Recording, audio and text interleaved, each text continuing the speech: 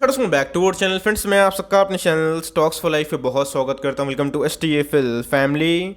DFL members, कल से एक नया ट्रेडिंग वीक स्टार्ट हो रहा है, तो wish you all the best कि आपका ये वीक काफ़ी अच्छा जाए। लास्ट वीक की बात की जाए तो गैस हमारे पोर्टफोलियो में अच्छी खासी तेजी भी थी। इसी के बीच में मार्केट अपने ऑल टाइम हाई पे ट्रेड करता हुआ दिखाई पड़ा है, तो हमें बहुत ही सोच समझ के अच्छे स्टॉक पर निवेश करना है। तो जी हाँ दोस्तों, अभी के टाइम में मैं 10 स्टॉक को डिस्कस करूंगा जहां पे बहुत सारे स्टॉक्स में अच्छी खासी बाइंग अपॉर्चुनिटी है जो आपको 10, 15, 20% के आसपास डिस्काउंट रेट में अवेलेबल है। लेकिन कुछ कुछ स्टॉक में गैस हमें एक ब्रेकआउट भी देखने को मिल सकता है। तो गैस मैं इस वीडियो में जो ब्रेकआउट वाले स्टॉक्स है वो भी डिस्कस करूंगा विद प्योर रैशनल कि इसके पीछे का जो रैशनल है वो क्या है, और साथ ही साथ दोस्तों जहां पे आपको सही मार्जिन मिल रहा है, जहां पे आप चाहें तो एड ऑन डिप्स कर सकते हैं। तो चलिए गाइस स्टॉक के बारे में डिस्कस करते हैं, बहुत कुछ सीखने को मिलेगा।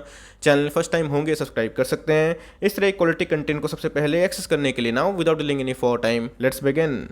सबसे पहले अगर आप देखें तो बालकृष्ण इंडस्ट्रीज लिमिटेड, जी हाँ दोस्तों, टायर की बहुत ही अच्छी कंपनी हमें दिखाई पड़ती है। एक मिड कैप क्वालिटी का स्टॉक आप समझ सकते हैं। अगर आप देखें दोस्तों, इनके चार्ट पैटर्न बहुत ही प्रॉमिसिंग है। 2723 का स्टॉक है, आपको दोस्तों मिल रहा है 2578 के आसपास, और टेक्निकली पिछले कुछ समय से काफ़ी रैली आ चुकी थी, तो अभी थोड़ी सी वीकनेस देखने को मिल रही है। और ये सब स्टॉक्स में आपको एड ऑन डिप्स करते रहना है, बिकॉज अगर आप देखें तो स्टॉक ने अच्छे खासे पैसे ही बना के दिए हैं। टायर वाले बिजनेस में अगर आपको निवेश करना है, अगर आप MRF को अफोर्ड नहीं कर पाते हैं, अगर आपको उसका सब्सिट्यूट कोई अच्छे बिजनेस में निवेश करना है, तब चाहे तो गाइस BKT बालकृष्ण इंडस्ट्रीज को भी कंसिडर कर सकते हैं। इसके पहले अगर आप देखें तो कंटिन्यूसली एक तेजी हमें देखने को मिल रही थी, और उसके बाद हाई लगाने के बाद अपने मीडियन पे ट्रेड करता हुआ दिखाई पड़ रहा है। तो मुझे लगता है गाइस कि अगर आप चाहते हैं तो CMP में बाई कर सकते हैं। RSI की बात कीजिए तो आप देख सकते हैं गाइस कि काफ़ी वीक हमें देखने को मिल रहा है, जो पहले ओवरबॉट जोन की कैटेगरी में था। तो जी हाँ 258 के आसपास RSI है। मुझे लगता है टेक्निकली ये थोड़ा सा कम गिर सकता है, बिकॉज इसके पहले भी इस स्टॉक में काफ़ी मोमेंटम था। तो जी हाँ दोस्तों, आने वाले कल में फेस्टिव सीजन आने वाले हैं, तो इनके बिजनेस भी काफ़ी हद तक अच्छे कर सकते हैं। तो मेरे हिसाब से गाइस BKT में अगर आप चाहें तो निवेश कर सकते हैं। अगर आपके पास है एग्जिस्टिंग होल्डिंग तो ठीक है, कंटिन्यू करें, और चाहते हैं तो SIP कर सकते हैं अगर आपको इनके बिजनेस में इंटरेस्ट है तो। हेवल्स की बात की जाए, जी हाँ दोस्तों, ये भी बहुत ही शानदार कंपनी है। हेवल्स की बात की जाए, पॉलीकैब की बात की जाए, दोनों ने अच्छे खासे पैसे बना के दिए हैं। हेवल्स की बात की जाए तो पॉलीकैब्स दोस्तों बहुत ही बड़ी कंपनी, ऑल दो थोड़ी सी वैल्यूएशंस महंगे है, लेकिन यस इसने over the long period time दोस्तों मैसिव पैसे बना के दिए हैं। और मुझे लगता है कि हेवल जैसे कंपनी आने वाले कल में कभी खत्म नहीं होगी। बिकॉज इंडस्ट्री की बात की जाए तो जी हाँ, कंज्यूमर ड्यूरेबल जो बिजनेस होते हैं आने वाले कल में वो एकदम स्टैटिक रहेंगे, और इनके अंदर भी ग्रोथ भी संभव हो सकती है। तो जी हाँ दोस्तों, फेस्टिव सीजन हमें देखने को मिल रहा है, तो इनके सेल्स में भी इजाफा देखने को उम्मीद है। तो गाइस इसके पहले भी मैंने हेवल्स को कवर किया था जब ये 1000 के लेवल पे था, उसके बाद हमें घुसने का मौका नहीं मिला, बिकॉज उसके बाद दोस्तों हमें सडन रैली देखने को मिल चुकी थी। 1482 का स्टॉक आपको मिल रहा है 1371 के आसपास। आप चाहें तो हेवल जैसे कंपनी पे अपनी नज़र को बना सकते हैं।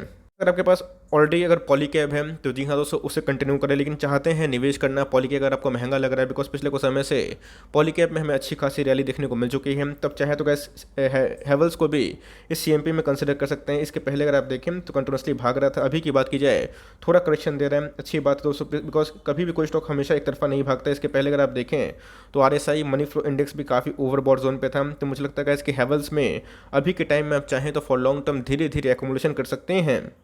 अगर आपको FMCG में कोई डिफेंसिव कैटेगरी का स्टॉक चाहिए जिसमें ग्रोथ भी हो, तो जी हाँ दोस्तों, टाटा कंज्यूमर की बात की जाए, इसके पहले आपको पता है कि निफ्टी 50 में इनका हमें इंक्लूजन देखने को मिला था, और उसके बाद 600 के बाद इसमें ऐसा कोई मेजर करेक्शन देखने को नहीं मिला था। लेकिन दोस्तों अगर आप अभी की बात की जाए तो जी हाँ दोस्तों 890 का स्टॉक है, आपको मिल रहा है 818 के आसपास। और इसके पहले आपको मैंने बताया कि जैसे ही निफ्टी 50 में इसका इंक्लूजन हुआ, कंटिन्यूसली एक तेजी हमें देखने को मिली। तो जी हाँ दोस्तों, अभी के टाइम में मुझे लगता है कि FMCG में बहुत ही अगर आपको डिफेंसिव खेलना है जिसमें ग्रोथ भी हो, तो जी हाँ दोस्तों टाटा कंज्यूमर को आप CMP में भी आराम से कंसिडर कर सकते हैं। याद रखिएगा ये एक स्लो मूविंग सेक्टर है, लेकिन यस आपके पैसे बचाते भी हैं और टाइमली बढ़ाते भी हैं। इसके पहले कंटिन्यूसली एक तेजी थी, और उसके बाद अगर आप देखें तो कंटिन्यूसली एक फॉल देखने को मिल रहा है। अभी की बात की जाए तो एक रेंज बाउंड देखने को मिल रहा है। तो जी हाँ दोस्तों, अगर आप लकी होंगे तो आपको 800 के आसपास मिल जाएगा, और कभी भी ये 800 के नीचे जाता है तो जी हाँ दोस्तों इसमें एक वैल्यू इमर्ज हो जाएगी, और जहाँ पे आप चाहें तो इसको आराम से कंसिडर कर सकते हैं। अगर आप देखें तो RSI टेक्निकली काफ़ी ओवरसोल्ड जोन पे जा चुका है, जो पहले क्या था ओवरबॉट जोन पे था। तो मेरे हिसाब से गाइस अभी के टाइम में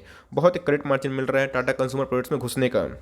HDFC बैंक को भी आप चाहते हैं तो CMP में उठा सकते हैं। ऑल्दो अगर आप देखें तो कोई बड़ा डिस्काउंट अवेलेबल नहीं मिल रहा, लेकिन दोस्तों अगर आप सही में मार्केट जानते हैं, मार्केट के पुराने खिलाड़ी है, आपको अच्छे से पता है कि निफ्टी क्रैश के बाद बैंक एनबीएफसी का कितना प्रॉब्लम हुआ था, और उसके बाद बैंक एनबीएफसी जो कि स्ट्रॉन्ग बिजनेस में काम करती हैं, जिनके प्रोमोटर होल्डिंग सही है, जिनके अंदर एफआईएस और डीएस का अच्छा खासा स्टेक भी है, और आने वाले कल में ऐसी बैंक एनबीएफसी टिकेंगे क्या, दौड़ेंगे? तो मेरे हिसाब से गैस एक बहुत बड़ा रैली ड्यू है, बिकॉज बैंक निफ्टी की बात की जाए तो अभी भी उसने ऑल टाइम हाई नहीं लगाया। तो उसमें अगर कोई रैली पार्टिसिपेट करता है तो गैस HDFC bank, ICICI bank, Axis bank, Kotak bank, इन सब बैंकों में हमें आने वाले कल में अच्छी खासी रैली देखने की उम्मीद है। एचडीएफसी बैंक की बात की जाए तो मेरा one of the favourite bank है, क्योंकि इसमें बहुत ही कम वोलेटिलिटी होती है। इसके पहले भी इसने बहुत बार बॉटम लगाने की कोशिश की थी 1550 के आसपास। तो जी हाँ, 1600 का भाव अगर तोड़ता है तो जी हाँ, आने वाले कल में आपको 1570 के आसपास, 1580 के आसपास भी देखने को मिल सकता है। तो मुझे लगता है इसकी मार्केट को टाइम करना करिए, लेकिन एचडीएफसी बैंक के ऐसे शेयर को मत करिएगा, बिकॉज एचडीएफसी बैंक किसी को जल्दी घुसने का मौका नहीं देता है, और ये सब बहुत ही कम वोलेटाइल होते हैं। तो मेरे हिसाब से अगर आप चाहते हैं तो एचडीएफसी बैंक में भी अगर आपको बैंकिंग स्टॉक में निवेश करना है, आराम से करिएगा। आरएसआई की बात की जाए तो कैसे वही 57 के आसपास हमें दिखाई पड़ रहा है, और लॉन्ग टर्म में ऐसी कंपनी, ऐसे स्टॉक्स आपको निराश नहीं करते हैं। बात की जाए डॉक्टर लाल पैथलैब, जी हाँ, अपने आप में ही एक डेट फ्री कंपनी है। यहाँ पे कैसे क्वेश्चन है कि इनके पास एफआईएस का कितना स्टेक है, कमेंट बॉक्स में ज़रूर बताइएगा। इतना कम से कम होमवर्क करिए, कोई स्टॉक को देखिए, उनके एफआईएस की होल्डिंग कितनी है, डीएस की होल्डिंग कितनी है, नहीं पता इसके बारे में थोड़ा रिसर्च करें, देखिए कंपनी क्या काम करती है। अगर आप देखें तो कैसे 4200 का स्टॉक है, आपको मिल रहा है 3650 के आसपास, और इसके पहले एक हमें सडन रैली देखने को मिली थी। इसके पीछे की वजह क्या थी? तो मार्केट में आपको पता है कोरोना पेंडेमिक आया था, कोरोना की वजह से इनके जो लैब की टेस्टिंग थे उनके अंदर काफ़ी ग्रोथ हमें दिखाई पड़ रहा था। तो जी हाँ दोस्तों, आपको पता है कि मार्केट में ट्रेडर भी होते हैं, तो अपना प्रॉफिट को लेके वो टाइमली निकलते हैं, लेकिन यस, कभी कभी जब वो टाइमली निकलते हैं तो उसके बाद स्टॉक में गिरावट भी होती है, उधर पे इन्वेस्टर घुसने का मौका मिल सकता है। तो जी हाँ दोस्तों, अगर आपको डायग्नोस्टिक कोई लैब में निवेश करना है जिनके अंदर स्ट्रॉन्ग फंडामेंटल्स हो और आने वाले कल में वो आपको ग्रोथ डिमॉन्स्ट्रेट करे, तो गाइस आप चाहें डॉक्टर लाल पैथलैब को आराम से सीएमपी में बाई कर सकते हैं। इस बात की जाए ऑर्गेनाइज्ड वे से जो रिटेल चेन हो गए, ऑर्गेनाइज्ड वे से जो हेल्थ केयर सेगमेंट हो गए, ऑर्गेनाइज्ड वे से जो अस्पतालें हो गए, उसमें अगर मोट होती है, उसमें अच्छी खासी एफआईएस की होल्डिंग होती है, कंपनी डेट फ्री होती है, वो सब लॉन्ग रन में गाइस अच्छा खासा वेल्थ क्रिएट करते हैं। इंडिया के डेमोग्राफी की बात की जाए तो जी हाँ दोस्तों, बहुत ज़्यादा नौजवानों का देश हमें देखने को मिलता है, और इंडिया की बात की जाए गवर्नमेंट की तो हेल्थ केयर पे भी उनका काफ़ी हद तक ध्यान देखने को मिलता है। तो लाल पैथलैब की बात की जाए तो बहुत ही प्रॉमिसिंग कंपनी है, और पिछले कुछ समय से गाइस एक सडन फॉल हमें देखने को मिल रहा है। तो कोई दिक्कत वाली बात नहीं है, कोई स्टॉक अपने बॉटम से 2 गुना 2.5 गुना भागेगा तो उसमें एक प्रॉफिट बुकिंग देखने को मिलती है। लेकिन अभी की बात की जाए तो कैसे स्टॉक की बात की जाए तो कंप्लीटली अगर आप देखें तो ओवरसोल्ड जोन पे है। तो मेरे हिसाब से अगर आपको ऐसे बिजनेस पर निवेश करना है जो कि फंडामेंटली बहुत ही साउंड है, तब चाहें तो डॉक्टर लाल पैथलैब को इस सीएमपी में बाई कर सकते हैं। कोई मेजर फॉल का उम्मीद कर रहे हैं तो हो सकता है कि आने वाले कल में आपको 3550 के भाव पे भी देखने को मिल जाए, बट मुझे लगता है कि बॉटम ना आते हुए आप चाहें तो इक्का दुक्का स्टॉक से भी इधर पे पारी खेल सकते हैं, बिकॉज लाल पैथलैब की बात की जाए अपने आप में ही प्रॉमिसिंग कंपनी है, और लॉन्ग टर्म में आपको अच्छा खासा वेल्थ क्रिएट करके दे सकती है। अब की बात की जाए तो जी हाँ दोस्तों, इन सब स्टॉक्स में हमें थोड़ी सी गिरावट देखने को मिल रही थी, जिसको मैंने अभी तक कवर किया। लेकिन एसबीआई कार्ड्स एंड पेमेंट्स की बात की जाए अगर आप देखें तो बहुत ह्यूज डिस्काउंट पे नहीं है। अगर आप देखें तो इनका जो हाई है 1165 के आसपास है, और इनका जो सीएमपी है 1139 के आसपास हम दिखाई पड़ा। तो गाइस इसको मैं कवर क्यों कर रहा हूँ, क्योंकि ये तो बहुत डिस्काउंट रेट में अवेलेबल नहीं है। लेकिन दोस्तों अगर आप देखें तो 1, 2 और 3 ये 3 टॉप बना चुका है, और उसके बाद इसमें एक सर्टेन रैली की उम्मीद आप लगा सकते हैं। मैं क्यों बोल रहा हूँ तो गाइस टेक्निकली इसमें ब्रेकआउट देखने को मिल चुका है। अगर आप देखें तो इधर पे लास्ट डे की जो क्लोजिंग प्राइस है वो भी दोस्तों बोलिंजर बैंड के जो अपर मीडियन है उस पर ट्रेड करता हुआ दिखाई पड़ रहा था। इसके पहले भी मैंने इसको 1000 के लेवल पे कवर किया था, 800 के लेवल पे कवर किया था, 900 के लेवल पे कवर किया था। इवन दोस्तों बीच में एक स्टेक सेल भी आई थी। मैंने आपको साफ साफ बताया था कि इसको छोड़िएगा मत, मार्केट में नेगेटिविटी आती है, उसे डील करना सीखिए, बिकॉज स्टॉक फंडामेंटली बहुत ही अच्छी। अभी की बात की जाए तो 29 अक्टूबर से ये एफएनओ का भी स्टॉक हो जाएगा। तो जी हाँ दोस्तों, मुझे लगता है कि अभी भी अगर आपने निवेश नहीं किया, अगर आपको कार्ड बिजनेस पर निवेश करना है तो एसबीआई कार्ड्स एंड पेमेंट्स बहुत ही अच्छी कंपनी है, और लॉन्ग टर्म में जो क्रेडिट कार्ड का बिजनेस है उसमें पेनिट्रेशन काफ़ी हाई है।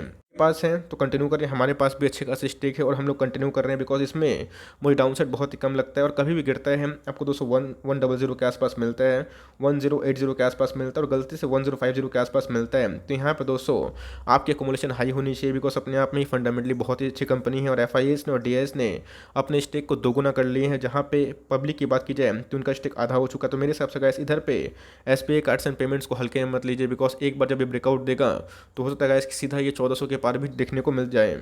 बात की जाए एपीएल अपोलो ट्यूब्स लिमिटेड, इसको भी मैं बहुत बार कवर करता हूँ, ये भी मेरे पोर्टफोलियो का स्टॉक है, हमने इसमें बोनस भी लिया है। और अभी की बात की जाए तो कैसे 1800-1900 का स्टॉक है, बोनस के बाद अगर आप देखें तो 850 के आसपास देखने को मिल रहे हैं। 1044 का स्टॉक है, आपको मिल रहा है 854 के आसपास। और मुझे लगता है कि इधर पे आप चाहें तो एड ऑन डिप्स की स्ट्रेटेजी करके ऐसे स्टॉक को निवेश कर सकते हैं। ट्यूब्स स्टील की बात की जाए तो अपने आप में ही बहुत ही प्रॉमिसिंग कंपनी है, इनके पेटेंट भी साइन हमें देखने को मिले थे। और मैंने आपको एक डेटा भी शो किया था, बताया था कैसे मंथली में इनके 3% वॉल्यूम ग्रोथ देखने को मिल रहा है इनके सेल्स में, जो अपने आप में ही काफ़ी प्रॉमिसिंग है। बोनस के बाद कोई भी स्टॉक में गिरावट होती है, लेकिन उसके बाद हमें धीरे धीरे एकोमोडेशन देखने को मिलता है, वैसा नहीं है और फर्दर नहीं गिर सकता, गिरता है। तो जी हाँ दोस्तों, ये जो इनका सपोर्ट है 800 के आसपास, ये इधर भी आ सकता है। तो मुझे लगता है कि 850 800 एक बहुत ही अच्छा भाव है। और उसके बाद गिरता है तो आपको अपनी SIP बढ़ा देनी चाहिए। तो अगर आपको ट्यूब्स में स्टील वाले बिजनेस पर निवेश करना है तो इस कंपनी पर आप निवेश कर सकते हैं। अगर आप देखें टेक्निकली काफ़ी वीक देखने को मिल रहा है, जो पहले कितना था ओवरबॉट जोन पे था। तो मेरे हिसाब से अगर आप चाहें तो एपीएल अपोलो को भी ट्रैक कर सकते हैं, फंडामेंटली बहुत ही साउंड और सेफ बिजनेस दिखाई पड़ जाती है। इधर पे मेरे हाई रिकमेंडेशन है, एक तो डेफरी कंपनी है और इसका भी दोस्तों FNO में नाम देखने को मिल रहा है, जस्ट लाइक SBI कार्ड 29 अक्टूबर से ये भी FNO में ट्रेड करता हुआ दिखाई पड़ेगा। तो वर्लपुल की बात की जाए तो जी हाँ दोस्तों, पिछले कुछ समय से इसने बहुत पेन दिया है, लेकिन मुझे लगता है कि लॉन्ग टर्म में अभी गेंद देने के रेडी हो चुका है। अगर आप देखें तो स्टॉक में 2787 का हाई था, उसके बाद अगर आप देखें तो अभी भी दोस्तों स्टॉक अपने प्रीवियस प्री कोविड लेवल के पहले वाला भाव पे मिल रहा है। 75% के आसपास इनके प्रोमोटर होल्डिंग देखने को मिलते हैं और गजब के फंडामेंटल्स हैं इनके, जो फ्रिज हो गए, AC हो गए, कोविड की वजह से काफ़ी इंपैक्ट देखने को मिले थे। लेकिन अभी की बात की जाए तो वैक्सीनेशन ड्राइव की वजह से मार्केट में अब नेगेटिविटी नहीं है, लोग कोविड से फियर नहीं कर रहे हैं। और जो सेल्स इनके दब गए थे, आने वाले कल में कुछ क्वार्टर में, आने वाले मई के महीने तक दोस्तों इसमें एक अच्छी खासी रिकवरी देखने को मिल सकती है। तो अगर आप लॉन्ग टर्म निवेशक है तो इन सब का फ़ायदा उठाए। और 29 अक्टूबर से जब इनकी FNO की लिस्टिंग हो जाएगी तो गैस इसमें एक काफ़ी वॉल्यूम उछाल हो सकता है। तो मेरे हिसाब से वर्लपुल आपको बहुत सही भाव पे मिल रहा है, आप चाहें तो CMP में बाई कर सकते हो। कभी गिरता है 100-150 रुपया, उससे पैनिक मत करिएगा, आपने लिया हुआ है तो कंटिन्यू करें। बिकॉज मेरे पास भी इसके पहले भी मैंने 2000 का लेवल पे आपको बताया था। अभी की बात की जाए तो गैस 2400 का लेवल पे है। तो लॉन्ग टर्म के लिए फंडामेंटली बहुत अच्छी कंपनी है। RSI की बात की जाए 70 के आसपास हमें दिखाई पड़ता है, लेकिन मुझे लगता है कि इसमें एक बहुत बड़ी रियलिटी है, आप चाहें तो वर्लपुल को भी आराम से कंसिडर कर सकते हैं। तो उसके बाद मेरा one of the favourite stock, इसका नाम है बजाज फाइनेंस लिमिटेड। जी हाँ दोस्तों, इसके पहले भी इसने किसी को घुसने का मौका नहीं दिया। अगर आप सोचते हैं कि फिर से आपको 6000 का लेवल पे 6500 का लेवल मिलेगा तो शायद वो ना आए, आता भी है, ये सब लाइफ टाइम अपॉर्चुनिटी होती है। बट मेरे हिसाब से बजाज फाइनेंस शेयर दोस्तों अगर 5-3% गिरता भी है तो उधर पे स्टार्ट एकोमोडेशन कर दिए, बिकॉज के पहले भी बहुत लोगों ने एक मेजर रैली मिस की है। मुझे लगता है कि इधर पे अगर ये 8000 लेवल क्रॉस करता है, आने वाले कल में गए 8800 के पास भी जा सकता है। बजाज फाइनेंस एक ऐसा ही शेयर अगर आप देखें तो इसमें ब्रेकआउट हमेशा देखने को मिलता है और बहुत ही कम गिरता है, फिर से भागता है। तो सेम दोस्तों मैं एक ही बात बोलूँगा, मार्केट को टाइम करना है कर लीजिए, बजाज फाइनेंस को मत करिए। बजाज फाइनेंस की बात की जाए तो रिटेल में एक बहुत ही बड़ा सेगमेंट हमें देखने को मिलता है जिसमें ये लीड करती है। और आने वाले कल में रिटेल लोन लेना लोग बंद नहीं करेंगे। और इंडिया की बात की जाए तो बहुत बड़ी आबादी है, तो इन सब बिजनेस टाइम ना करके इन पर टाइम स्पेंड करें और लॉन्ग टर्म तक बने रहें। बजाज फाइनेंस स्टॉक दोस्तों आपको लॉन्ग टर्म में बहुत रिवॉर्ड करके दे सकती है। At last but not least बात की जाए वरुण बेवरेज लिमिटेड, ये भी दोस्तों एक बेवरेज कंपनी FMCG जब कंसिडर कर सकते हैं, बहुत ही शानदार कंपनी है। और इसमें भी हमें एक अच्छी खासी रैली देखने को मिली थी, हम लोगों ने इसका 2 बार बोनस का ये फ़ायदा उठाया था। अगर आप देखें तो ये 950 का हाई लगा के 900 के लेवल में मिल रहे हैं। तो जी हाँ दोस्तों, जैसे मैंने बताया कि अनलॉकिंग का जो थीम है वो स्टार्ट हो चुका है और इसने इसके पहले ही ब्रेकआउट दिया था और बहुत लोगों को घुसने का मौका नहीं दिया। ये सब गैस कॉन्स्टेंट कंपाउंडर होते हैं। तो इधर पर अगर आप चाहते हैं तो निवेश कर सकते हैं। इनके जो कोला वाला बिजनेस है वो आने वाले कल में अच्छा कर सकते हैं, बिकॉज लॉकडाउन की वजह से इनके बिजनेस को काफ़ी डेंट पड़ता हुआ दिखाई पड़ा था। अभी की बात की जाए तो FMCG वीक देखने को मिल रहा है, लेकिन याद रखिएगा ये बहुत ही कंजर्वेटिव इंडेक्स हमें देखने को मिलता है। आपको इसमें नुकसान का सामना जल्दी करना नहीं पड़ेगा। अगर आप इसको लॉन्ग टर्म होल्ड करते हैं तो जी हाँ आपको जल्दी ही पैसा बना कर देगा, बिकॉज एक बार ब्रेकआउट देगा तो आने वाले कल में गैस 1100 के आसपास भी जा सकता है। 70% अपसाइड बताया गया है बाय जेफरीज और बहुत सारे ब्रोकर्स भी इसको कवर कर रहे हैं। तो मेरे हिसाब से गाइस आप चाहें तो VBL में भी CMP बाई कर सकते हैं। RSI की बात की जाए तो वीक देखने को मिल रहा है, 52 के आसपास हमें दिखाई पड़ रहा है। तो मुझे लगता है इन सब स्टॉक पे आपकी नज़र होनी चाहिए। अगर आप कल के दिन मार्केट में कोई स्टॉक को निवेश करना चाहते हैं तो आप कौन कौन से स्टॉक को ट्रैक कर रहे हैं और कौन कौन से स्टॉक में अभी के टाइम में निवेश करना पसंद करते हैं, कमेंट बॉक्स में अपनी राय को जरूर साझा करें। और इधर पे 10 स्टॉक में से अब कौन से स्टॉक में वैल्यू नजर आती है कमेंट बॉक्स में उसको भी जरूर ड्रॉप करें। लेट्स सी आपका क्या व्यू है। So for timing that's end of the video. I hope मेरा एफर्ट आपको अच्छा लगा। वीडियो अच्छी लगी तो लाइक कर दीजिएगा और चैनल फर्स्ट टाइम होंगे तो यहाँ से सब्सक्राइब करना भूलिएगा। फर्दर कोई डाउट है उसको ड्रॉप कर सकते हैं, कुछ रिव्यू चाहिए उसका नाम भी ड्रॉप करना भूलिएगा। I would love to make a video on your demand guys. मिलते हैं जल्दी ही, तब तक के लिए bye. Thanks for watching friends, God bless you all.